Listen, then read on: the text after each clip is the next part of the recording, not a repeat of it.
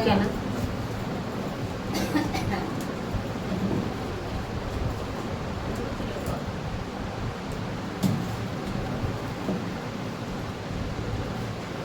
హల్లెలూయా. చూడండి, వాక్యం చూసుకుందాం. హల్లెలూయా. లూకా సువార్త 23వ అధ్యాయం 34వ వచనం.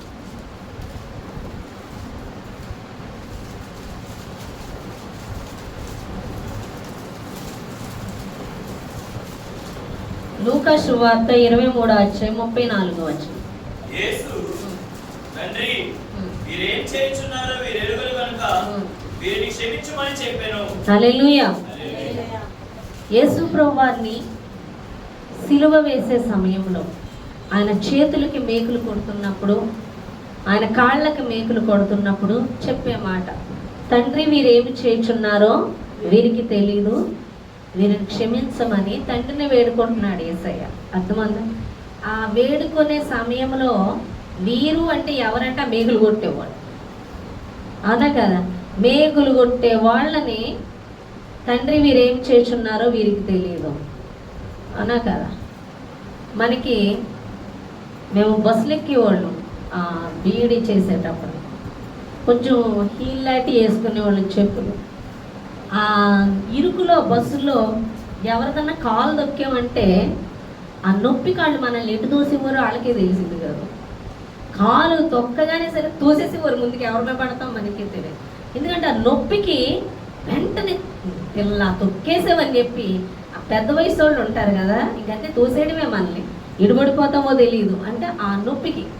అలాంటిది మేకులు కొడుతుంటే స్థిమితంగా తండ్రి వీరేమి చేయుచున్నారో వీరికి తెలియదు, దయతో క్షమించమని అడగగలమా? కానీ మన యేసయ్య అడిగారు. హల్లెలూయా. మనల్ని తిడుతున్న వారిని క్షమించగలమా? మనల్ని కొట్టడానికి వచ్చిన వాళ్ళని క్షమించగలమా? మన గురించి వ్యతిరేకంగా ఎక్కడన్నా చెప్పిన వాళ్ళు చెప్పారు అని చెప్తే క్షమించగలమా? క్షమించలేము. కానీ మన యేసయ్య క్షమించాడు. హల్లెలూయా. సిలువలో మేకులు కొడుతున్నప్పుడు, ఆయన గాయపరుస్తున్నప్పుడు ఆయన చెప్పిన మాట మనల్ని క్షమించమని. ఎందుకు ఈ మాట చెప్పాడు అంటే, ఆ సిలువలో మేకులు కొట్టే విధంగా ఆయన్ని హింసించింది మనమే, కానీ మన ద్వారా పనిచేస్తుంది ఎవరంటే అపవాది. మనకేం తెలీదు, మన ద్వారా చేయించున్నది ఎవరంటే అపవాది. కాబట్టి అపవాది నుంచి మనల్ని విడిపించు నిమిత్తం యేసయ్య ఏమంటున్నాడు? ప్రభువా వీరేం చేస్తున్నారో వీరికి తెలీదు, క్షమించమని అడుగుతున్నాడు. హల్లెలూయా. ఇంకోటి, ఆ సిలువలో మేకులు కొట్టడం ద్వారా, ఆయన సిలువ మరణం పొందడం ద్వారా మనకి రావలసిన పాప శిక్ష అనే కదా. పాపం వల్ల మనకి ఏమొస్తుంది? శిక్ష, మరణం.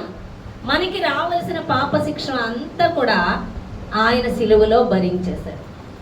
హల్లెలూయా. ఆ మేకులు కొట్టడం ద్వారా, ఆయన హింసించడం ద్వారా మన మీద ఉన్న పాపకాడులన్నీ విరిగిపోయినట్టే. హల్లెలూయా. మన పాపము నుంచి పూర్తిగా క్షమించబడ్డాం. అంటే మనకి రావాల్సిన శాపం అంతా ఆయన వేసేసుకున్నాడు, మనకి రావాల్సిన మరణము ఆయన పొందాడు. అర్థమవుతుందా? మనకి రావాల్సిన శిక్ష పాపాన్ని బట్టి ఆయన వేసుకొని ఆయన జయించి లేచి ఉన్నారు.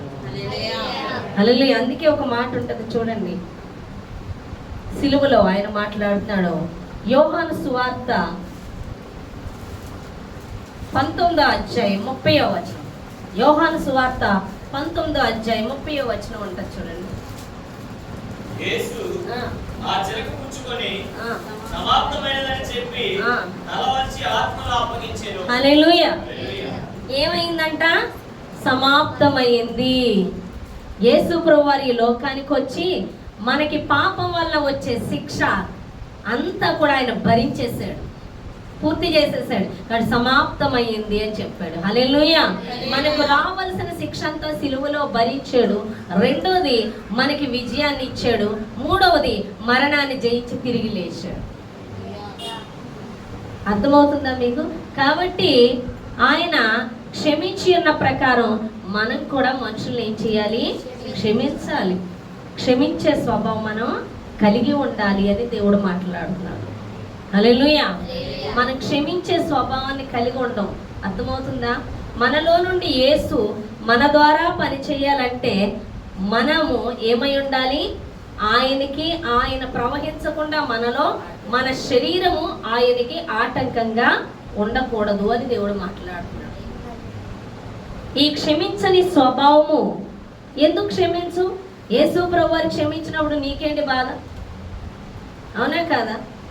యేసు ప్రభువారు ఒకసారి పక్షవాతం వచ్చిన వ్యక్తిని ఒక గుంపు ఉంటారు, గుంపులో కూర్చొని మధ్యలో ఉంటే ఆయన యొద్దకి తీసుకురావడానికి అవ్వక మంచంతో పాటు ఆ ఇంటి పైకప్పు తీసి ఆయన ఎక్కడ కూర్చున్నారో అక్కడ కరెక్ట్గా దించేలాగా తాళ్ళుతోని ఆ మంచాన్ని కట్టి దించుతారు.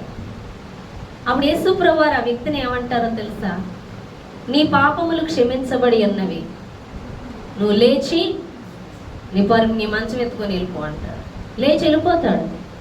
ఎందుకంటే పాపములు క్షమించాడు ఆయన.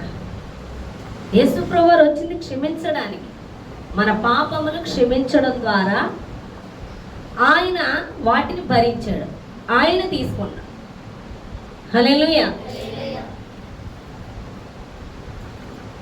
మనల్ని ఆయన క్షమించి మనల్ని తప్పించి మనకి రావాల్సింది ఆయన వేసుకున్నాం.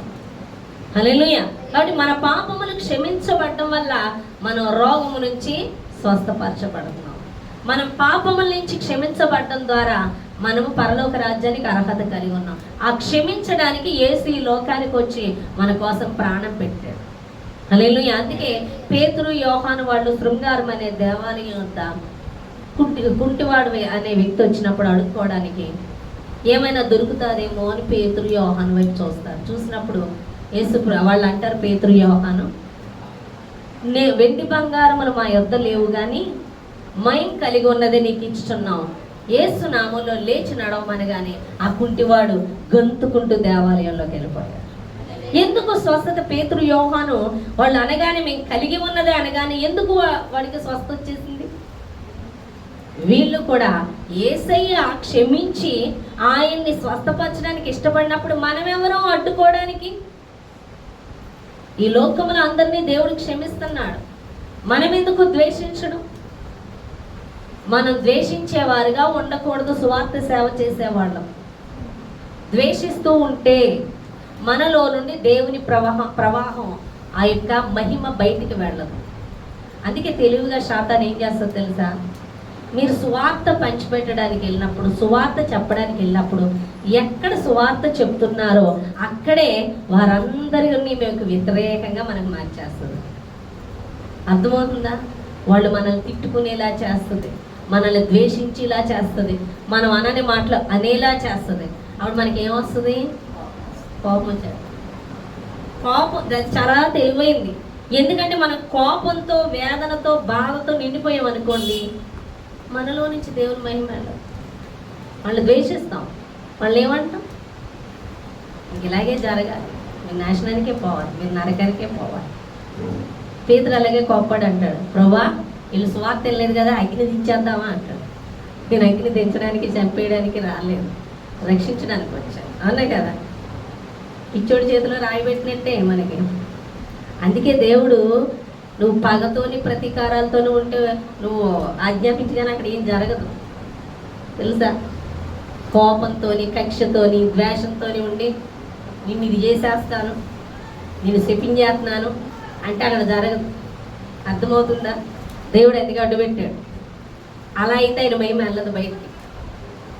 ద్వేషాలతో పనిచేయదు. నువ్వు ద్వేషం, కోపం, ఇతరులు అంటే వారవలేని తనం, వాళ్ళు హెచ్చకూడదు, దీవించబడకూడదు అనే స్వభావంతో ఉండి నువ్వు సువార్త చెప్పేసినా, నువ్వు ప్రార్థనలు చేసేసినా అక్కడ ఏం జరిగిపోవు, అద్భుతాలు, స్వస్థతలు. అర్థమవుతుందా? దేవుడు ఎప్పుడు చేస్తాడంటే క్షమాగుణం కలిగి ఉండాలి. హల్లెలూయా. పేతురు వాళ్ళు క్షమించారు, క్షమించే స్వభావాన్ని కలిగి ఉండాలి. అందుకే నువ్వు ఎప్పుడైతే క్షమించే స్వభావాన్ని కలిగి ఉంటావు అప్పుడు దేవుని శక్తి విడుదలవుతుంది. ఆ క్షమించే స్వభావం మనలో రాకుండా వాళ్ళని వ్యతిరేకంగా మార్చేస్తుంది. మనం అనని మాటలు అన్నట్టు, మనం చేయని పనులు చేయనట్టు, అనే కదా, ఇంకా మనల్ని నిందలు వేసేస్తుంది. వెంటనే మనకి ఏమొచ్చేస్తుంది? కోపం. ప్రభువా అసలు మేము అలా అనలేదు అంటారా? వచ్చేస్తుందా లేదా? నేను నిరపరాధిని అనలేదు, అయినా వాళ్ళు మా మీద నిందలేసేస్తున్నారు. వేసేరిగా వాళ్ళు అదైపోతారు ఇదైపోతారు, ఎదురు చూస్తూ ఉంటాం, ఏమవ్వరు, వాళ్ళు బాగానే ఉంటారు. మనం అయిపోతుంటాం ఇక్కడ. హల్లెలూయా. మనం అయిపోతూ ఉంటాం. మేము అనకుండా అన్నారు వాళ్ళు అని. అన్నది వాళ్ళు కాదు, ఎవరో అపవాదిగాడు వాళ్ళని ద్వేషించేలా చేస్తే నీ ద్వారా దేవుని మహిమ అక్కడ విడుదలవ్వదు. నీ శరీరంలో నీలో నుండి దేవుని మహిమ వెళ్ళకుండా నీ కోపము, నీ ద్వేషము, నీ అహంకారము అన్నీ అడ్డు పెట్టేస్తున్నాయి దేవుని మహిమ వెళ్ళకుండా. క్షమించి ప్రేమించి అనే కదా ఇది చేసేదంతా అపవాది. అయ్యా వీరికి ఏం చేస్తున్నారో వీరికి తెలియదు, దయతో క్షమించాను. కానీ అప్పుడు దేవుని స్వభావం నువ్వు కలిగి ఉన్నట్టు, అప్పుడు దేవుని మహిమ వెళ్తుంది. అర్థమవుతుంది. అందుకే తెలుగుగా శాతం ఏం చేస్తుందంటే ఎక్కడ సువార్త చెప్తున్నారో అక్కడ వ్యతిరేకంగా వస్తుంది. గ్రహించక శరీరంలో ఉన్నాం అనుకో, మనం ఏమంటారు, నేను ఇంక చెప్పను, ఇలాంటి వాళ్ళకి వీళ్ళకి నరకమే కరెక్ట్. ఊరికినే కాదు, వీళ్ళకి నరకమే కరెక్ట్, వీళ్ళకి అదే కరెక్ట్, వీళ్ళకి ఇదే కరెక్ట్. కొంతమంది అయితే నేను చెప్పను సువార్త, కొంతమంది అయితే ప్రభువా నిందించేశారని ఏడుపు మొదలెడతారు. కానీ పరిశుద్ధాత్మ దానికి కూడా ఒక మాట మాట్లాడుతున్నాడు. ఏమని? మీరు నా నిమిత్తము, నా నిమిత్తం అంటే మీరు నా కొరకు జీవిస్తూ నా సువార్తను ప్రకటిస్తూ నా సాక్షిగా నిలబడినప్పుడు మీకు నిందలు అనగా మత్తయి సువార్త 5వ అధ్యాయంలో ఉంటుంది. మీకు నిందలు అవమానములు కలిగినప్పుడు మీరు ఏం చేయాలి? సంతోషించి గంతులు వేయండి, ఎందుకంటే పరలోకంలో మీ ఫలం అధికమవుతుంది. హల్లెలూయా. సీక్రెట్ ఏంటో తెలుసా? మనం ఎంత క్షమిస్తే వాళ్ళకంత విడుదల. అంతేకాదు, నువ్వెంత క్షమిస్తే నీ మీద అంత అభిషేకం దిగుతుంది. హల్లెలూయా. నువ్వెంత క్షమిస్తే నీకు అంత అభిషేకం, అంతగా వాడబడతావు. క్షమించలేని స్వభావం ఉంటే నువ్వు వాడబడలేవు అని దేవుడు మాట్లాడుతున్నాడు. హల్లెలూయా. అందుకే తండ్రి వీరేమి చేస్తున్నారో వీరికి తెలియదు. నువ్వు ఎప్పుడు కూడా సువార్త ప్రకటించడానికి వెళ్ళినప్పుడు, ప్రార్థనలు చేస్తున్నప్పుడు నిన్ను చూసుకోకూడదు, నీ చుట్టూ ఉన్న పరిస్థితులు చూడకూడదు, నిన్ను అంటున్న వారిని చూడకూడదు. నువ్వు సిలువను చూస్తూ వెళ్ళాలి. అర్థమవుతుందా? నువ్వు సిలువ త్యాగాన్ని చూడాలి. సిలువలో ఆయన మన కొరకు చేసిన త్యాగాన్ని చూడాలి. నీకు మాదిరి యేసుని చూపించాడు తప్ప ఏదో మనుషుల్ని నీకు చూపించలేదు. నేనే మాదిరి అని దేవుడు మాట్లాడుతున్నాడు. ఎవరిని చూపించాడు యేసయ్య? ఆయనే చూపించాడు మాదిరి. ఆయన భరించాడు, ఆయన ప్రేమించాడు, ఆయన క్షమించాడు. అర్థమవుతుందా? ఇంకొక గొప్ప విషయం ఏంటో తెలుసా? మనందరి పాపాలు ఆయన మీద వేసుకున్నాడు. ఆయన పాప, ఆయన పరిశుద్ధుడు, ఆయన నిష్కపటమైన గొర్రె వంటి వాడు, గొర్రె స్వభావాన్ని కలిగి ఉన్నాడు. అవునా కాదా? ఆయన నిష్కపటుడు, కళంకం అనేదే లేనివాడు, పరిశుద్ధుడు, పాపం అనేదే లేనివాడు. ఆయన మీద నేరం ఎవరు మోపగలరు? అవునా కాదా? కానీ పరిశుద్ధుడు మన కొరకు పాపి అయ్యాడు. అంటే మనందరి కూడా ఎవరి మీద వేసుకున్నాడు? ఆయన మీద వేసుకున్నాడు. హల్లెలూయా. ఆయన మీద వేసుకొని ఆయన భరించాడు. అందుకే ఆయన ఏమయ్యాడు? త్వరలో రాబోయే రాజు అయ్యాడు. హల్లెలూయా. అవునా కాదా? మనందరికీ ఆయన రాజుగా రాబోతున్నాడు. హల్లెలూయా. భరించే వాళ్ళకి దేవుడు వాళ్ళని అప్పగిస్తాడు. అందుకే భరించే స్వభావం ఉండాలి. ఇతరులని కూడా మనం భరించగలిగే స్వభావాన్ని కలిగి ఉండాలి. యేసు ప్రభువారు మన విషయంలో అందరి పాపాలు ఆయన మీద వేసుకున్నారు. అది ఒకటి తెలుసుకోవాలి అందరూ కూడా. చాలామంది ఎలా ఉంటారంటే మన మీద నింద వేసారనుకోండి, వెంటనే నిరూపించేసుకోవడానికి ట్రై చేస్తారు. అవునా కాదా? ఎవరో ఏ అల్లమ్మో అందంట, ఈ పుల్లమ్మ వచ్చి చెప్తుంది ఈ అమ్మికి, నిన్ను పలానా వాళ్ళు పలానా మాట అన్నారు, పదా అంతే వెళ్ళిపోతుంది. అవునే కాదు? అది కొంచెం బలహీనరాలు అయితే జుట్టు పట్టుకొని బయటికి లేగేది నేనేంటి అనేది నిరూపిస్తుంది. అవునా కాదా? నిరూపిస్తారా? నువ్వు అంటావా నన్ను, నేనేంటో తెలుసా అంటారు. అంటే ఎవరన్నా మనల్ని అంటే మనం ఏం చేస్తాము? వెంటనే నేనేంటో అని నిరూపించేసుకోవాలని చూస్తాం. నింద అవమానాలు మనకు వచ్చినప్పుడు ఏం చేస్తాం? భరించం. ఎవరన్నా వేసినప్పుడు వాళ్ళ మీద గొడవ, వాళ్ళని సాధించేస్తాం, వాళ్ళని ఏదో ఒకటి చేసేస్తాం. అవునా కాదు? ఈ స్వభావం దేవుని స్వభావం కాదు. అంతేకాదు, మనం ఏదన్నా మిస్టేక్ చేసినప్పుడు ఆ మిస్టేక్ వేరొకరి మీదకి తోసేస్తాం, అబద్ధాలు ఆడేస్తాం. అవునా కదా? ఇలా చేయడం వల్ల అనుకుంటారు ఆ క్షణం మేము తప్పించుకున్నాం అనుకుంటారు. తప్పించుకోరు, మనమే పట్టబడతాం. ఆ క్షణం తప్పించుకుంటావు, కానీ నువ్వు నరకానికి దగ్గర అవుతావు, నువ్వు మరణానికి దగ్గర అవుతావు. శరీరాన్ని బట్టి నువ్వు విత్తితే క్షయమైన పంట కోస్తావు, ఆత్మను బట్టి నువ్వు విత్తితే అక్షయమైన పంట కోస్తావు. శరీరానుసారంగా నువ్వు మాట్లాడుతూ నడుచుకుంటూ చేస్తూ క్రియలుంటే శరీర సంబంధమైన ప్రతిక్రియ మరణానికే తీసుకెళ్తుంది. నువ్వు ఆత్మను బట్టి విత్తుతూ చేస్తూ మాట్లాడుతూ ఆ ప్రకారం నడుచుకుంటే నువ్వు జీవానికి దగ్గర అవుతావు. హల్లెలూయా. అర్థమవుతుందా? నాకు ఫస్ట్లో చిన్నప్పటి నుంచి నాకు ఉన్న అలవాటు ఏంటంటే, ఎవరన్నా ఫ్రెండ్ ఉందనుకోండి, తను భయపడిపోతే మేమిద్దరం ఫ్రెండ్స్ అని ఏదన్నా తప్పు చేస్తే ఏంటో చిన్నప్పుడు నేను అనేదాన్ని, నేనున్నా, అది తను ఏదో భయపడిపోతుందని నా మీద వేసేసుకునేదా, నేనున్నా నీకు అన్నట్టుగా. ఆ స్వభావం నాకు అలాగే పెరుగుతూ ఉండగా త్వరపడి నాకు ఎవరి మీద చెప్పే అలవాటు నాకు ఉండేది కాదు. ఉండకుండా అది నేనే భరించే అలవాటు నాకు దేవుడు కృప ఇచ్చాడు నాకు. తర్వాత మ్యారేజ్ అయ్యాక మా హస్బెండ్ ఏం చేశాడంటే, మేము అత్తగారి సంబంధం నుంచి విడిగా వచ్చేసాక చక్కగా ఉదయం వెళ్ళి సాయంత్రం 7ంటికి క్యారేజ్ ఇంట్లో పెట్టేసి వాళ్ళ అమ్మగారి ఇంటికి వెళ్ళిపోయాడు. పని ఉంది ఇక్కడే అని వెళ్ళిపోతాడు. ఎక్కడికి వెళ్ళాడనే తెలియదు నాకు. వస్తాడు 10-11 గంటలకే. స్లోగా మొదలెట్టేవాడు, నువ్వు అలా అన్నావు, నువ్వు ఇలా అన్నావు, అసలు బయటికి రావడానికి కారణం నువ్వే అంటే అసలు అన్నీ తనున్నాడు. ఇక నాకు వచ్చేసింది కోపం. అంతలా మార్చేస్తున్నావేంటి? నువ్వు ఉన్నావుగా, నువ్వు చూసావుగా, ఆ రోజు వీళ్ళు ఇలా అన్నారుగా, వాళ్ళు అలా అన్నారుగా, నేను ఇలా అన్నానుగా, ఇక నిరూపించుకోవడంలో ఇంకొట్టేసి కూడా కొట్టేపోతే ఇంక మొదలయ్యేది స్వయం జాలి, నా మీద నాకు జాలి అని వెళ్ళిపోయాక, ప్రభువా నువ్వు చూస్తున్నావు కదా, నాదే తప్పు లేదు, అన్యాయంగా అనేస్తున్నాడు, నా మీద నిందలేసేస్తున్నాడు, నా మీద అవమానం, చెప్పేసుకునేదాన్ని నేను ఇది. అప్పుడు దేవుడు చక్కగా మాట్లాడాడు, నీ గురించి నువ్వు నిరూపించుకుంటావా, నిన్ను నిరూపించేది నేను, నీ చేతితో నీ నోరు మూసుకో అని దేవుడు మాట్లాడాడు. అప్పటి నుంచి ఆ మాట చెప్పిన కాంచి నాలో భయం ఎలా ఆవరించిందంటే, ఎప్పుడు కూడా నా మీద నిందేసి నా ఎదురుగా అబద్ధాలు చెప్పినా నేను అలా చూస్తూ ఉండిపోయేదాన్ని. ఇంకెందుకు అబద్ధమే ఆడుతున్నారుగా, వాళ్ళ స్వభావాన్ని అనుసరించే మాట్లాడుతున్నారుగా, ఇక నేను ఇదే అని ఎందుకు చెప్పుకోవడం. నా గురించి చెప్పే సమయం దేవుడు చెప్తే బాగుంటుంది, మనం కాదు. అటు నేను భరించి వచ్చేయడం అలవాటు చేసుకున్నాను.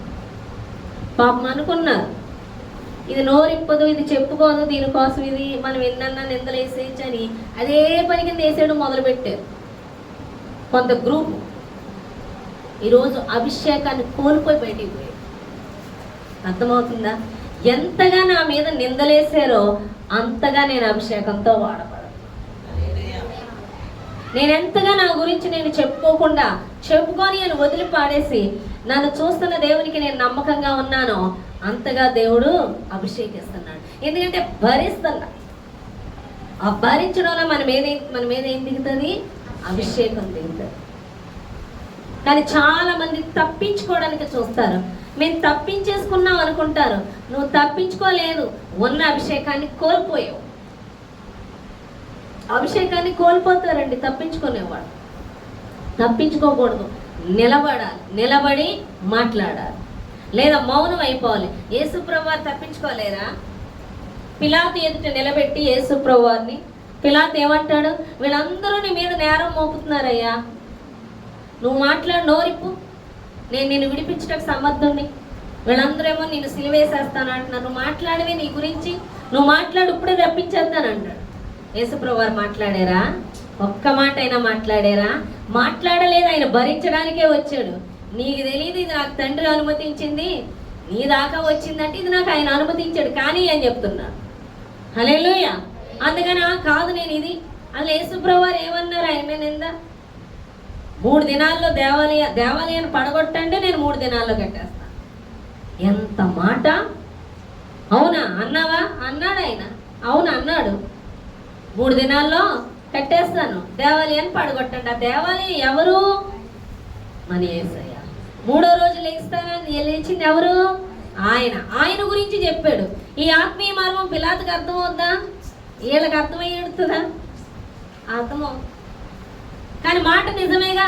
ఏ మాట? దేవాలయాన్ని పడగొట్టండి, 3 రోజుల్లో కట్టేస్తాను. అవునా కాదా? కానీ అది ఎవరి కోసం? కానీ చూసే వాళ్ళకి ఎలా ఉంది? ఈ పిలాతు ఆత్మ సంబంధి కాదు, వీళ్ళు కాదు. ఈ మధ్యలో వాళ్ళకి కొంతమందికి తెలుసు, అయినా కావాలని. అర్థమవుతుందా? ఆయన చెప్పే విషయం అర్థం కాదు, కానీ చూడడానికి ఎలా ఉంటుందంటే అవును అన్నాడు. మన ఆత్మ సంబంధమైన విషయాలు కూడా కొన్ని అలాగే ఉంటాయి. అర్థమవుతుందా? కొంతమంది ఏమో దేవుళ్ళలోకి వస్తారు, వాళ్ళ పిల్లలు వస్తారు, వాళ్ళ అమ్మ బాబులు రారు. అవునా కదా? ఫోన్ చేస్తారు, రండి వచ్చేయండి. మేము 100 రూపాయలు కొనకూడదు, కానీ వచ్చేయాలని ఉంటుంది మన మనసులో. పర్లేదు, అవి చేయకపోయినా పర్లేదు, ఆ వండి నేను ఇది తినగలను రండి, ఇంకంటే ఎక్కడ ఆగ వెళ్ళిపోతాం. కానీ అందులో ఎన్ని పాలు పంపులు ఉంటాయి తెలుసా అపవాది. అక్కడ వెంటనే దేవుని మనం అవమానపరిచినట్లే. దానివల్ల శ్రమ మనకే వస్తుంది. ఎందుకు వచ్చింది శ్రమ అంటే? దేవుడు బయలుపరిస్తే ఒప్పుకుంటారు. అవునా కాదు? సేవకులు చెప్తారు, అమ్మ మీరు అలా చేయడం వల్ల వాటిలో పాలు పంపులు పొందుకోవడం, అపవాది మీ మీద దాడి చేసింది. కొంతమంది గ్రహిస్తారు, కొంతమంది ఏం చేస్తారు, ఇప్పుడు మమ్మల్ని ఇక్కడికి వెళ్ళొద్దు అంటది, అక్కడికి వెళ్ళొద్దు అంటది. అవునా? అలాంటి చోటికి వెళ్ళొద్దు అన్నారా? అవును వెళ్ళొద్దు అన్నాడు దేవుడు. వెళ్ళొద్దు అన్నాడు, వెళ్ళొద్దు అన్నాడు. కానీ అందులో మర్మం ఎవరికి తెలుసు? మాకు తెలుసు. అడిగేవాళ్ళకి తెలుసా? ఇంకా వాళ్ళు వేస్తారు నిందలు, వాళ్ళు మనల్ని కఠినంగా అంటారు. అవునా కదా? అది మనకి దీవెనే. వాళ్ళకి తెలియక మాట్లాడుతున్నారు. వాళ్ళు మాట్లాడుతున్నారని మనం కూడా కంగారు పడిన అవసరం లేదు. మనకి దానికి తగిన అభిషేకం ఉంటుంది. హల్లెలూయా. మనల్ని దేవుడు దీవిస్తాడు. ఆదాము అవ్వని చూసినట్లయితే అవ్వను మోసగించింది ఎవరు? శాతాను, పాము. అవునా కదా? పండు తినమంటే తినేసింది దేవుడి. మళ్ళీ ఆదమ్ గారికి కూడా ఇచ్చింది అవ్వ. ఇచ్చాక దేవుడు వచ్చాడు. ఇదంతా చూస్తున్నాడా లేదా ఆయన?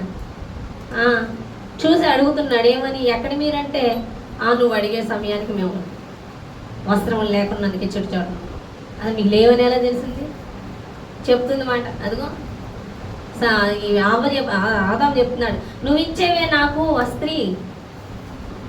ఆవిడ నాకు ఇచ్చింది పండు, నేను తిన్నాను. నువ్వు ఇచ్చేవే ఆవిడ వల్ల జరిగింది. ఆవిడ అంటుంది నాది కాదు, ఆ పావుది.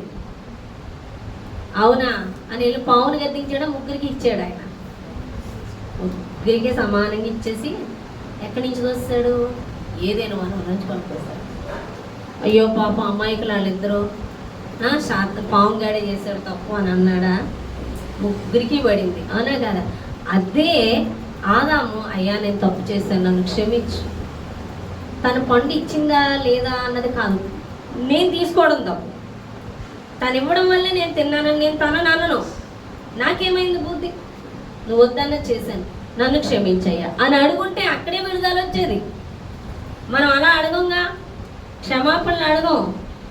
అవసరమైతే బయటికి పోతాం, ఏదైనా వాళ్ళు నుంచి పోయినట్టు. ఆ క్షమించమని అడిగే స్వభావమే రాదు. ఏం పోయింది వాళ్ళకి? మహిమ. వస్త్రం కోల్పోయారు.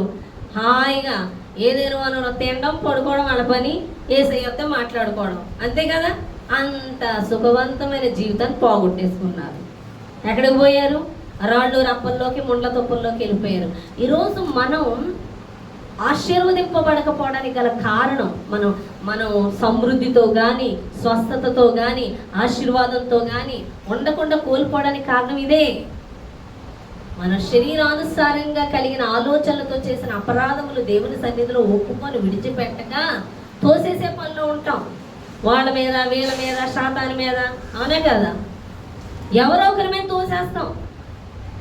ఈ తోసేయడం వల్ల, ఒప్పుకోకపోవడం వల్ల, విడిచిపెట్టకపోవడం వల్ల మనకు వచ్చే ఆశీర్వాదాన్ని కోల్పోతున్నాం. హల్లెలూయా. ఎందుకంటే తప్పించుకునే స్వభావం ఏంటి? నేను తప్పించేసుకోవాలి. ఇక్కడ తప్పించేసుకుంటావు, రేపు నరకంలో పడవా ఏంటి? తప్పించేసుకోవాలి అంటే శరీరం ఎంతసేపు అంటది? తప్పించేసుకో, అబద్ధం ఆడే, మోసం చేసే, ఏదోడు చెప్పే, ఇతని మీద నెట్టే, ఇది శరీరం చెప్తుంటది ఈ మాట. కానీ పరిశుద్ధాత్మ దేవుడు అలా కాదు, ఒప్పుకొని విడిచిపెట్టమంటాడు. హల్లెలూయా. నిలబడమంటాడు, ప్రతి పరిస్థితి ఎదుర్కోమంటాడు. కానీ సాతాను అంటది తప్పించేసుకో, ఇతరుల మీదకి తోసే.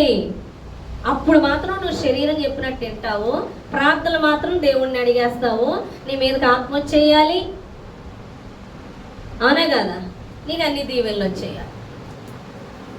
నీ మీదకి ఆత్మ వచ్చినప్పుడు, నీలోకి పరిశుద్ధాత్మ వచ్చినప్పుడు, ఆ పరిశుద్ధాత్మ నీలో నుండి ప్రవహింపనివ్వాలి. హల్లెలూయా. అలా ఆయన ప్రవహించినప్పుడు ఇతరులకి మారు మనసు కలుగుతుంది, నీ ద్వారా అద్భుతాలు జరుగుతాయి, స్వస్థతలు జరుగుతాయి.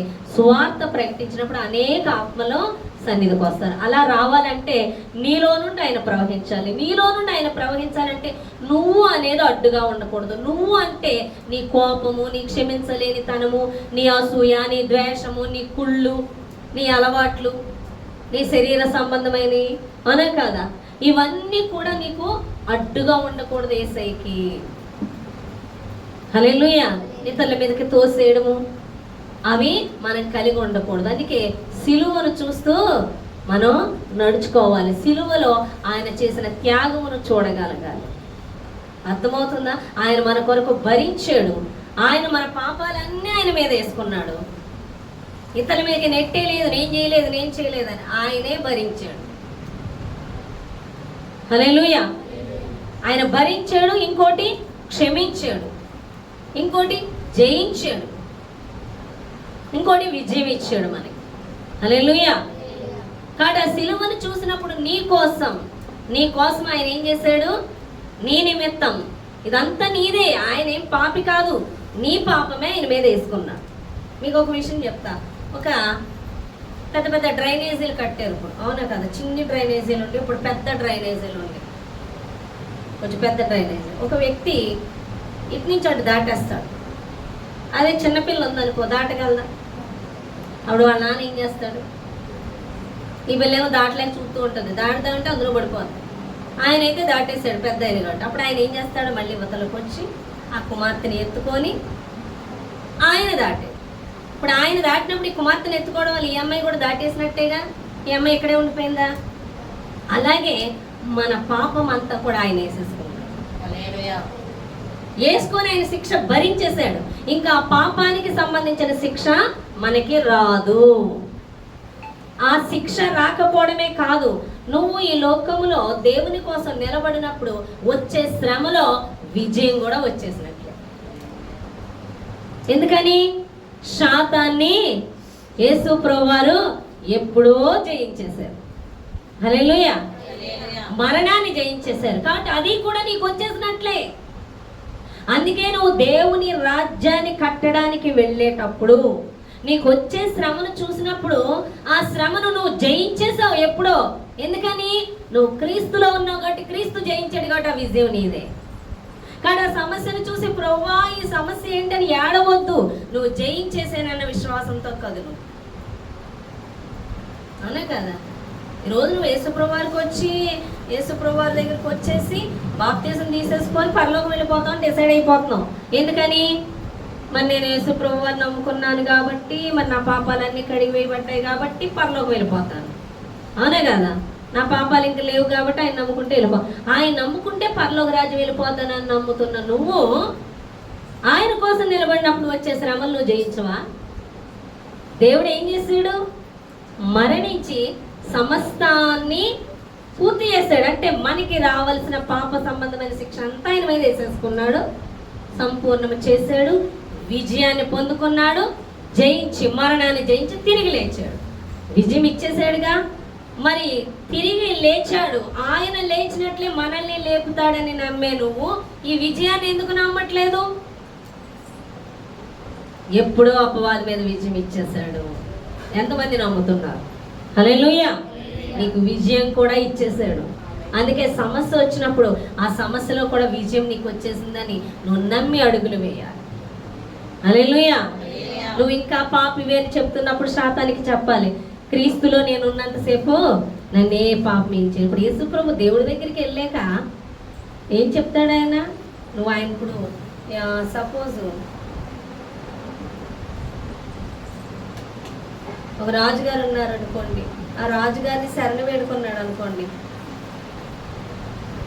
అతన్ని ఎవరైనా శిక్ష విధిస్తేనే అప్పుడు రాజుగారిని అయ్యా నువ్వే కాపాడంటే వెంటనే రాజుగారు ఏంటి ఇతను శిక్షించడానికి వచ్చిన అతను అడుగుతాడు, ఏంటి ఏమైందంటే అయ్యా మరి నాకు డబ్బులు ఇవ్వాలి, నాకు ఇవ్వలేదు కాబట్టి నేను డబ్బులు అడగడానికి వచ్చాను, దాని నిమిత్తము నేను ఆయన్ని ఏదన్నా చేసుకోమన్నాడు, తను బంధించమను లేకపోతే నా దగ్గర పని మనిషిగాను పెట్టుకోమంటున్నాడు, కానీ నేను తీసుకెళ్దామని వచ్చానంటే ఇన్ని వెళ్ళి రాజుగారిని అడుగుతాడు, అయ్యా నన్ను కాపాడండి అని. అప్పుడు రాజుగారు ఏం చేస్తారు, ఎంత ఇవ్వాలి అని చెప్తే పలానా డబ్బు అంటే అది ఇచ్చేస్తాడు.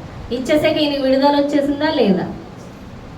అవునా కదా? అలాగే యేసు ప్రభువారి దగ్గర మనం ఆయన నామంలో మన పాపాలు ఒప్పుకొని ఆయన అంగీకరించడం వల్ల, స్వీకరించడం వల్ల తండ్రి ఎదుట ఈ బిడ్డ నా బిడ్డ, ఇతనికి పాపాన్ని బట్టి పడవలసిన శిక్ష నేను సిలువలో ఎప్పుడో అనుభవించేశాను కాబట్టి నన్ను చూసి బిడ్డను విడిచిపెట్టంటే ఆయన్ని బట్టి మనం వెళ్తాం మాట పరలోక రాజ్యం.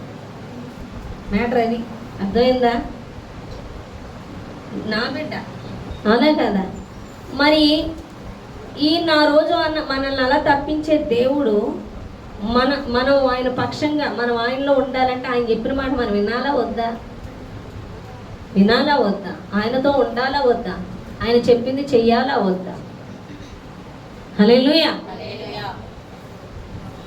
ఏం చెయ్యాలి?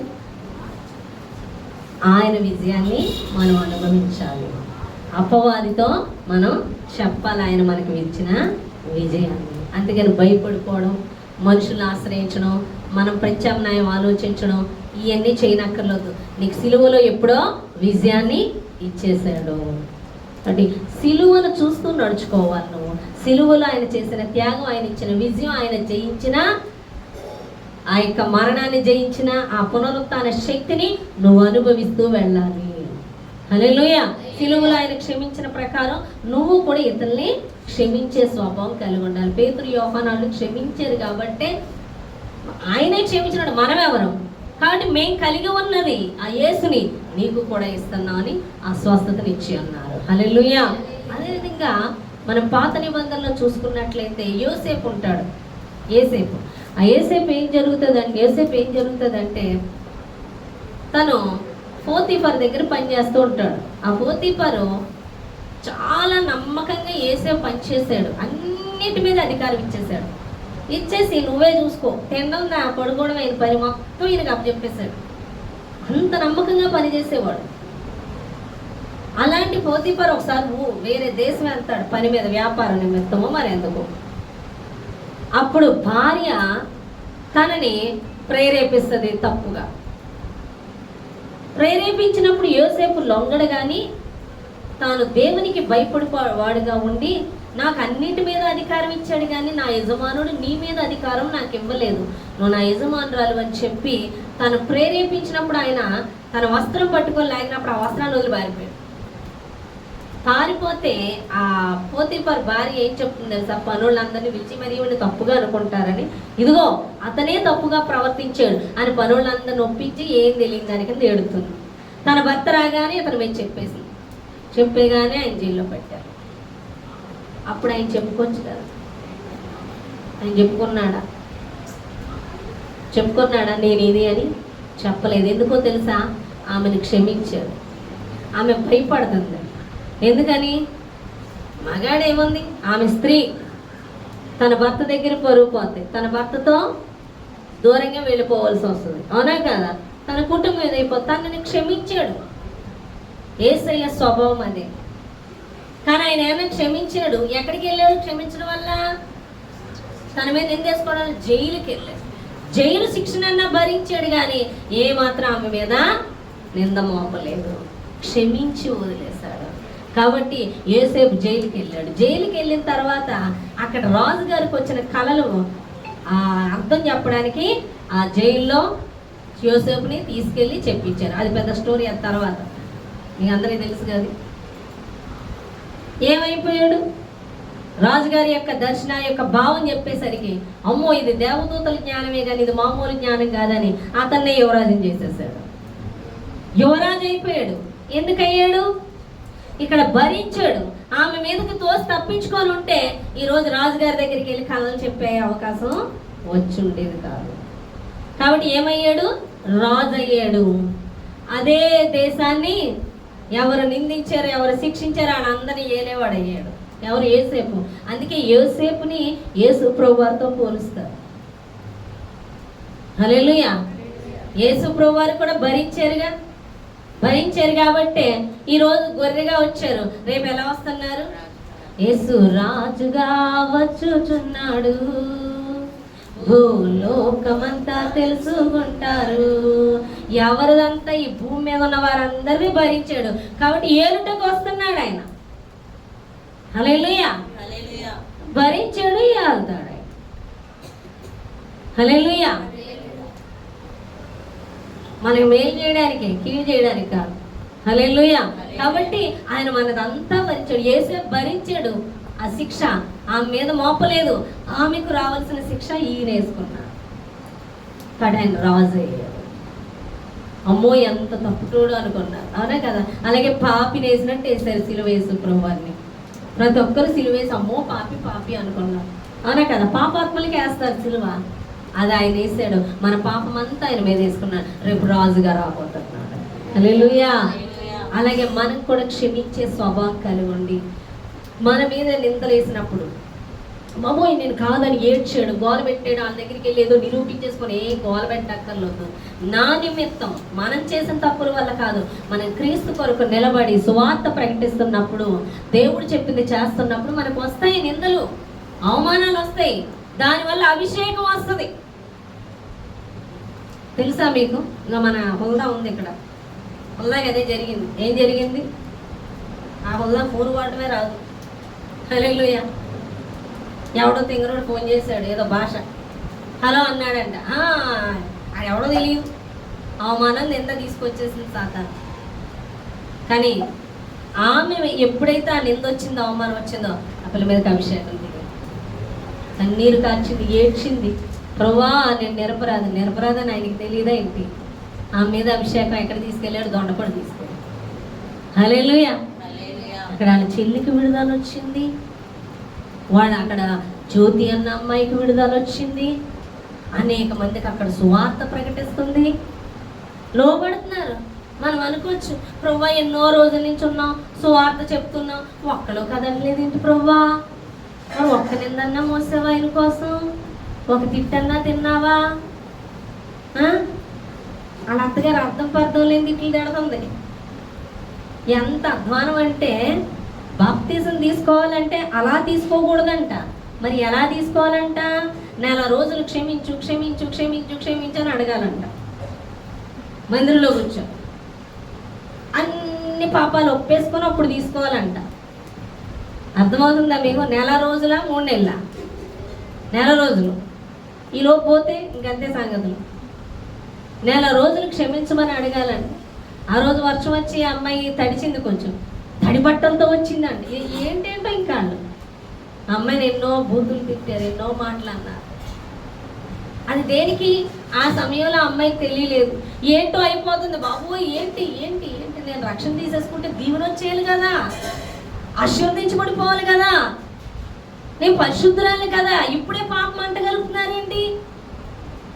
క్రీస్తు నిమిత్తం నింద, అవమానం వచ్చింది. ఊరికి అన్యాయంగా తిట్టారు, అన్యాయంగా అన్నారు. చేసుంటే కాదు, చేయక చేసుంటే అనరు. తెలుసా మీకు? ఈ లోకల్లో చేస్తే తప్పులు మెచ్చుకుంటారు అనే కదా. అరే తాగుబోతాడు వచ్చి అన్న అన్న ఒక 100 అంటే ఇస్తారు, అన్న ఇంట్లో బియ్యంలో 100 అంటే ఇస్తాడా? చెప్పండి. అలాంటి వాటికి ఎవరు? అర్థమవుతుందా? తప్పుడు పనులకి ప్రేరేపిస్తారు. ఎవరు అంటే అపవాది సంబంధులు తప్పుడు పనులు చేసే వాళ్ళకి ప్రేరేపిస్తారు. యథార్థంగా ఉన్న వాళ్ళకి నువ్వు అది అంట. అర్థమవుతుందా? కాబట్టి చేయని వాళ్ళు క్రీస్తు నిమిత్తం నిందొస్తే సంతోషించి గంతులు వేయాలి. అత్యధికమైన ఫలం. ఎన్నో రోజుల నుంచి స్వాత చెప్పిన ఒక్కడు కదట్లేదు ప్రభు అంటే, ఒక్కరిద్దన్నా మోసావా దేవుని కోసం, నిలబడ్డావా దేవుని కోసం? ఆ యొక్క పొదన నిలబడింది. వెళ్ళి దొండపండ్ల సువార్త చెప్తుంటే అనేక మంది కదులుతున్నారు. వాళ్ళ కుటుంబంలో వాళ్ళ అన్నయ్య, వాళ్ళ ఫ్యామిలీ, వాళ్ళ చెల్లికి చక్కగా దేవుడు పరిచర్య అప్పగించాడు. నిలబడి సువార్త చెప్పేస్తుంది. ఆ చెల్లి నిలబడి కీర్తనలు చెప్పేస్తుంది. కొద్ది సమయంలోనే అంతగా అభిషేకం ఎందుకు పనిచేసిందంటే ఆమె భరించింది నింద, అందుకే అభిషేకం. ఎంత త్వరగా ఎలా వచ్చేసింది అభిషేకం? ఎంత త్వరగా ఎలా వాడబడిపోతున్నారు? ఎంత త్వరగా వీళ్ళైతే వాక్యం చెప్తే వినేస్తున్నారు, కదులుతున్నారు. మేం చెప్తే ఎందుకు కదట్లేదంటే వాళ్ళు భరించింది. తప్పు చేయకనే నింద అవమానం భరించింది. అర్థమవుతుందా? నేను దేవుళ్ళకి వచ్చిన కానీ ఎన్ని శ్రమలో అనని మాటలు అన్నట్టు, చేయని పనులు చేయనట్లు, ఇంకేంటంటే వాళ్ళ ఇష్టం. ఎంత అంటున్నారో అంత అభిషేకం ఉంది. భలే చెప్పేస్తా వాకి ఊరికనే వచ్చేస్తుంది. అది అభిషేకం. ఆ అభిషేకం ఎక్కడి నుంచి వచ్చింది? ఆయన నిమిత్తం నిందామని. ఒకళ్ళు తప్పించుకుంటారు, బాబోయ్ శ్రమ వచ్చేస్తుంది, బాబోయ్ తిట్టేస్తున్నారు, బాబోయ్ నన్ను అనేస్తున్నారు. నేను ప్రేయర్ చేయను, నేను ఉండను, నేను చేయని పరిచర్య. ఇంకెక్కడ ఉంటుంది నీకు అభిషేకం? అది దేవుడే ముందు చెప్పాడు. నా నిమిత్తం వస్తుంది, భరించాలి, నిలబడాలి, అప్పుడు పరిచర్య, అప్పుడు ఏం నేను వీళ్ళకి ఎప్పుడు చెప్పలేదే సువార్త? వీళ్ళు నన్ను ఎంత గమనిస్తున్నారా? ఇలా మాట చెప్పగానే అలా కదిలిపోతుంటారు. వీళ్ళు ఎప్పుడు కదిలేరు అంటే అభిషేకం ప్రవహిస్తుంది. హల్లెలూయా. అర్థమవుతుందా? ఓ దిగిపో అభిషేకం, దిగిపో. దేనికి దిగాలి? సరే దిగమంటుంది, పాపం ఆశపడుతుంది, అంతే. ఏదో శ్రమ నువ్వు తెస్తాడు, ఇంకంతే గోల, ఈ శ్రమ తీసే బాబోయ్. మరి అభిషేకం కావాలంటాం. అభిషేకించు నిమిత్తము నిందొచ్చినా, శ్రమ వచ్చినా, వ్యాధి వచ్చినా ఆ వల్ల కాదు. అవునా కాదు? నేను భరించలేను, తీసేయి. అది తీసేస్తే ఎలా? హల్లెలూయా. అందుకే అభిషేకాన్ని దేవునితో పోలుస్తాడు. అగ్ని కాలుతూ ఉంటుంది బాగా మనకి. హల్లెలూయా.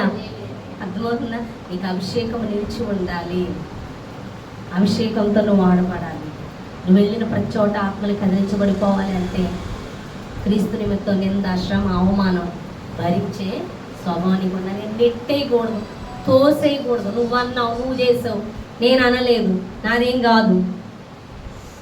అర్థమవుతుందా? క్షమించని స్వభావం, కోపం, ఇవన్నీ కూడా నువ్వు తీసివేసినప్పుడు శరీరంలోంచి, నువ్వు శరీరంలో చచ్చిపోయినప్పుడు నీలో నుండి మహిమ బయలు వెళతారు. నీలో ఆయన చూస్తారు. అర్థమవుతుందా? నీ ద్వారా అనేక ఆత్మలు కదిలించబడతాయి. నీ ద్వారా దేవుని మహిమ బయలు వెళుతుంది అన్నమాట. నువ్వు చెప్పిన వెంటనే ఆత్మలు కదిలిపోతున్నారు అన్నమాట. హల్లెలూయా.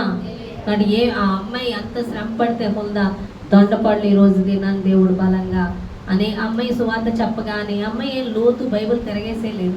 మనం ఇన్ని తిరగేసేసినా ఎందుకు కదట్లేదంటే ఆ శ్రమ, ఆ నలుగుడు, చేయని నేరానికి బాప్తీసం తీసుకుంటే, దేవుని కోసం నిలబడితే నిందా, శ్రమ, అవమానం వచ్చినప్పుడు పిల్ల నిలబడింది, ఆ ప్రాంతానికి విడుదల వస్తుంది. హల్లెలూయా. వాటి నింద వచ్చినా, శ్రమ వచ్చినా మాకు మేమే గొడవాడేస్తాం, మాకు మేమే ఎదిరించేస్తాం, మేమేంటో నిరూపించేసుకుంటాం అంటే నువ్వు శరీరంలో ఉన్నావు. ఈ శరీరం ఏం చేస్తుందంటే ఈ దేవుని మహిమను బయటికి వెళ్ళకుండా ఆపేస్తుంది. దేవుని మహిమ బయటికి వెళ్ళు నిమిత్తం, ప్రజలు రక్షింపబడి నిమిత్తం నువ్వు అనేది చావాలి. అందుకే క్షమించాలి. క్షమించడం బహు కష్టమైంది. ఇతరులదే నింద మనం వేసుకోవడం, మనల్ని నిందిస్తున్నప్పుడు, దూషిస్తున్నప్పుడు మనం వాళ్ళని క్షమిస్తూ భరించడం అనేది చాలా కష్టతరమైన పని. ఇది ఎవరు చేస్తుంటారో వాళ్ళు బలంగా వాడబడతారు. అర్థమవుతుందా? అందుకే ఎక్కడ నింద అవమానం వస్తుందో అక్కడ రెట్టింపు కనిపిస్తానని ఆయన అంటున్నాడు. ఆయన ఇవ్వాలి, నువ్వు తెచ్చుకోని అవసరం లేదు, నువ్వు ప్రయాస పడక్కర్లేదు. ఆయన ఇస్తాడు, సమయానుకూలంగా ఇస్తాడు. అలాంటి పరిస్థితులు వచ్చినప్పుడు ఏడవద్దు. నా నిమిత్తము నిందలు, శ్రమలు 5వ అధ్యాయంలో ఉంది, ఒక్కసారి చూద్దాం. ఆ మాట మనకి ధైర్యాన్ని, శక్తిని ఇవ్వాలి. ఆ మాట ఎక్కువ చదువుకోవాలి. మత్తయి సువార్త 5వ అధ్యాయం 11వ వచనం చూడండి. నా నిమిత్తము ఆ. జనులు మిమ్మల్ని నిందించి ఆ. హింసించి మీ మీద అబద్ధముగా చెడ్డ మాటలు ఎల్లప్పుడూ పలుకునప్పుడు ఆ. మీరు ధన్యులు. సంతోషించి ఆనందించుడి, పరలోకమందు మీ ఫలము అధికమగును. ఈలాగున వారు మీకు పూర్వమందుండిన ప్రవక్తలను హింసించి. ప్రవక్తలు అవునా కదా, వాళ్ళు వాడబడ్డారు అంటే వాళ్ళు హింసించబడ్డారు. హల్లెలూయా. అందుకే అన్నాడు నా నిమిత్తము. ఎవరి నిమిత్తము? నువ్వు దేవుని కోసం నిలబడినప్పుడు నా నిమిత్తము జనులు మేము నిందించి హింసించి మీ మీద అబద్ధముగా చెడ్డ మాటలెల్లా పలుకుచున్నప్పుడు మీరు ధన్యులు. సంతోషించి ఆనందించుడి, పరలోకమందు మీ ఫలం అధికమగును. ఈలాగున వారు మీకు పూర్వకాలమందుండిన ప్రవక్తలను హింసించని. నేను మీకు ఎందుకు చెప్తున్నానంటే నేను అనుభవించాను, నేను పొందుకున్నాను. నేను స్టార్టింగ్ పెళ్ళైన కొత్తలో చాలా శ్రమ వచ్చేసేది. నాకు అర్థమయ్యేది కాదు, వాక్యం లోతు తెలియక. నాకు దైవజనులు కూడా పెళ్ళయ్యే వచ్చేది ఇంకా కుదిరేది కాదు నాకు తెలుసుకోవడానికి.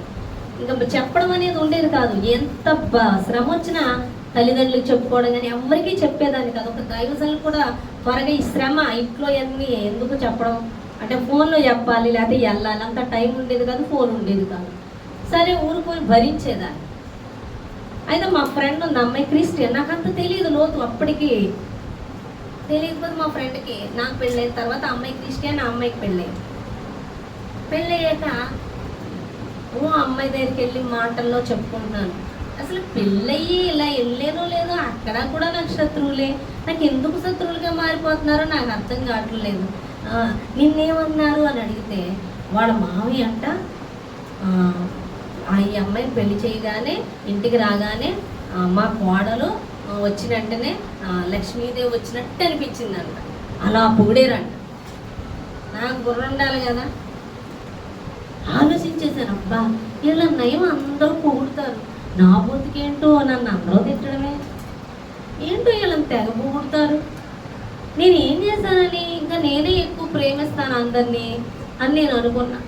తర్వాత నాకు తెలిసింది, ఒక దగ్గరకు వచ్చి ఎలా ఉన్నది అన్నాడు చెప్పు అని, పలానా విధంగా. మరి అదేంటో తెలుసు కదా? అవును తెలుసు. హల్లెలూయా. అవునే కదా? ఆ పొగడబడిన వాళ్ళు అభిషేకం కూడా లేకుండా ఉన్నారు. పరిశుద్ధాత్మను పొందుకొని నేను ఒక దినాన్ని చెప్తే అంది, పరిశుద్ధాత్మ మాకు అక్కర్లొద్దు, సేవకులకే కావాలని చెప్పి. పరిశుద్ధాత్మ సేవకులకే కావాలంటే ఇతరులకి అక్కర్లొద్దంట. మళ్ళీ ఆవిడ వాక్యం చదువుతుంది. అంటే దేవుడు నాకు ఎంత ధన్యత ఇచ్చాడు. ఈ శ్రమ, ఈ నలుగుడు నేను అభిషేకించబడమే కాకుండా అనేకుల్ని ఆ దేవుని యొద్దకు నడిపించే కృపా ధన్యత ఇచ్చాడు. తను ఏ అభిషేకం లేకుండా ఉంది. ఆ సమయంలో ఇప్పుడేమో దేవునికి స్తోత్రం, వాళ్ళు కూడా ఆత్మచేత నింపబడాలి. హల్లెలూయా. కాబట్టి నా శ్రమ నన్ను ఎక్కడికి తీసుకెళ్ళింది? అనేక ఆత్మలు నడిపించింది. నేను అప్పుడు ఏంటో నేనే అనుకున్నా, నేనే దీవించబడ్డా. హల్లెలూయా. కాబట్టి మనం పక్కోళ్ళు బాగున్నారు, ఎదురోళ్ళు బాగున్నారు, వాళ్ళు బాగున్నారు, ఇదేగా మన ఏడుపు. నిజంగా మన ఏడుపు అదే. అందరూ బాగున్నారు, నా బతికే, అందరికీ శ్రమలు నాకే, అందరూ దీవించబడుతున్నారు నేనే అని మనల్ని ఒక ఉన్నత స్థానానికి దేవుడు తీస్తాడు. హల్లెలూయా. అంటే అందుకే క్రీస్తును మాదిరిగా చూడాలి. కానీ చుట్టుపక్కల వాళ్ళని అవునా కదా, బాగుపడిపోతున్న వాళ్ళు వాళ్ళే బాగుపడుతున్నారు, వాళ్ళు ఇదవుతున్నారు, వీళ్ళు అదవుతున్నారు కాదు. దేవుణ్ణి చూసి నడుచుకో. నిన్ను రేపు పరలోక రాజ్యం తీసుకెళ్ళింది ఆయన, నీ చుట్టూ ఉన్న వాళ్ళు కాదు. అర్థమవుతుందా? నీ శ్రమ నుంచి విడిపించేవాళ్ళు నీ చుట్టూ ఉన్నవాళ్ళు కాదు, ఆయన. కాబట్టి క్రీస్తులో ఆయన పడ్డ శ్రమ, ఆయన పడ్డ ఆ యొక్క శిలువ మరణం నీ విడుదల కోసం, ఆయన పొందిన విజయం నీది. ఆయన జయించి ఉన్న ప్రకారం మీరు కూడా ఈ లోకాన్ని జయించి ఉన్నారు. ఆయనలో మీరున్నప్పుడు ఆయన విజయము మనదే. ఆయన మనకి రావాల్సిన శిక్షను భరించేశారు.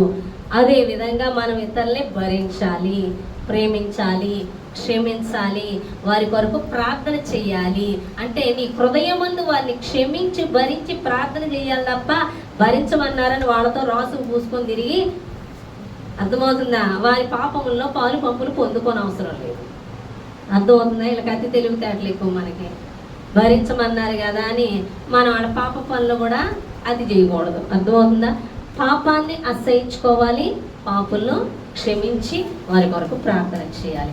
అది మన మీద మన గిన్నె నిండి పొర్లు అభిషేకం మనకిస్తుంది. హల్లెలూయా. లాస్ట్ ఒక్క పాయింట్, దావీదు సౌలుని క్షమించాడు, తన మీద ఉన్న అభిషేకాన్ని గౌరవించాడు. దావీదు అంతగా దీవించబడ్డాడు. కానీ క్షమించకుండా స్వార్థంతో అసూయతో నిండిపోయిన సౌలు నాశనం అయ్యాడు. క్షమించే స్వభావం దావీదు కలిగి ఉన్నాడు, క్షమించని స్వభావం సౌలు కలిగి ఉన్నాడు. ఎవరికి నాశనం వచ్చింది? సౌలుకు వచ్చింది. క్షమించే స్వభావం కలిగిన వాడు ఏమయ్యాడు? రాజుగా ఇజ్రాయేల్ ప్రజల్ని పరిపాలించాడు. క్షమించని స్వభావం కలిగిన వాడు రాజుగా నిలబెట్టబడినప్పటికీ పడగొట్టబడ్డాడు. హల్లెలూయా. కాబట్టి క్షమించే స్వభావం మనకి కలిగి ఉండాలని, భరించే స్వభావం కలిగి ఉండాలని, ఇతరుల మీదకి నెట్టివేసే స్వభావం కలిగి ఉండక మన మీద నిందలు వేసినాడు భరించే స్వభావం కలిగి ఉంటే మనం అంతటి అభిషేకంతో వాడబడతాము. మన మీద అభిషేకం బైబిల్ పట్టుకొని చదివేయడం వల్ల, అనేక జ్ఞానవాక్కులు తెలుసుకోవడం వల్ల కాదు, మన మీద పడే నిందలు, శ్రమలు, అవమానాలే మనలో నుండి ప్రవాహం. ఎందుకంటే ఆ శ్రమ, నింద ఏం చేస్తే తెలుసా? మన శరీరంలో విరగ్గొట్టేస్తాయి. మనం అర్థమవుతుందా? గొడ్డలు పెట్టుకొని నరుకుతున్నట్టు అనమాట. మన శరీరంలో పాతుకుపోయి ఉన్నాం మనం. ఆ శరీరాన్ని ఏం చేస్తున్నాడు? దేవుడు నరికేస్తున్నాడు. కాబట్టి దేవుడు మనలోంచి బయటికి రావాలంటే ఆ శ్రమ, నింద, అవమానం మన శరీరంలో నరికివేయబడతాం. పూర్తిగా దేవుని మహిమ మనలోంచి విడుదల అవుతుంది. ఒక కుండలో దీపం పెట్టామనుకోండి, ఆ దీపం వెలుతురు బయటికి రాదు. కుండ ఏం చేయాలి? బద్దలు కొట్టేసాం అనుకోండి, 2 ముక్కలు చేస్తాం అనుకోండి, వెలుతురు అంతా స్ప్రెడ్ అవుతుంది కదా నిండా. అలాగే నువ్వేమైపోవాలి? విరిగిపోవాలి. విరిగిపోవాలి. అందుకే అంటున్నాడు, విరిగి నలిగిన హృదయమే నాకు ఇష్టమైన బలి. విరిగిపోవాలి. నువ్వు అనేది విరిగిపోతే నీలో ఉన్న నేను బయటికి కనపడతాను. ఆయన ఏమై ఉన్నాడు? వెలుగై ఉన్నాడు, మనలో దీపమై ఉన్నాడు. నువ్వు ఒక కుండ, నువ్వు ఒక పాత్ర. ఈ కుండలో ఉన్న దీపం యొక్క వెలుతురు బయటికి కనబడాలంటే కుండ ఏమైపోవాలి? పగిలిపోవాలి. నువ్వు అనేది పగిలిపోవాలి. నన్ను విరవండేసాయి, వంచండేసాయి, నలపండేసాయి, నిజంగా శ్రమంతా మళ్ళీ గోల. హల్లెలూయా. అర్థమవుతుందా? అటు విరవబడితే అప్పుడు మనలో ఉన్న దేవుడు ప్రతి ఒక్కరికి కనబడతాడు. చిన్న మాటల దేవుడు దీవించి ఆశీర్వదించును గాక.